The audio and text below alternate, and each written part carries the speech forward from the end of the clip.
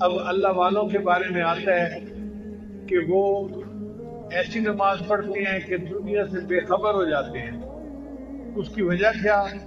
کہ نماز کے علاوہ بھی ان کی یکسوئی ہوتی ہے اللہ کی طرف، دھیان ہوتا ہے اللہ کی طرف، تو 80-90% تو ان کی پہلے توجہ بنی ہوتی ہے۔ جب اللہ اکبر کہہ کے نماز کی نیت کرتے ہیں تو ان کی نیت کامل ہو جاتی ہے، یکسوئی کامل ہوتی ہے، اور پھر وہ یکسو ہو کے اللہ کی نماز پڑھتے ہیں۔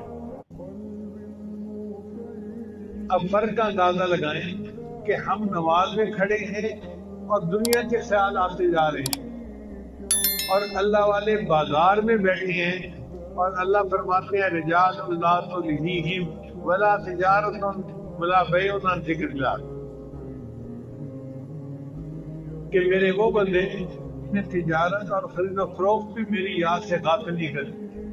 یہ بازار میں بیٹھے ہیں اور اللہ کی یاد سے غافل نہیں ہوتے، اور ہم نماز کے اندر کھڑے ہیں اور ہمیں اللہ کی یاد نہیں آتی، دنیا کی یاد آ رہی ہوتی ہے۔ اس کی وجہ کیا؟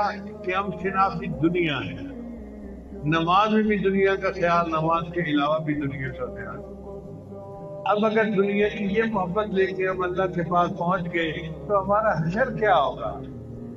اللہ تعالیٰ تو دھتکار دیں گے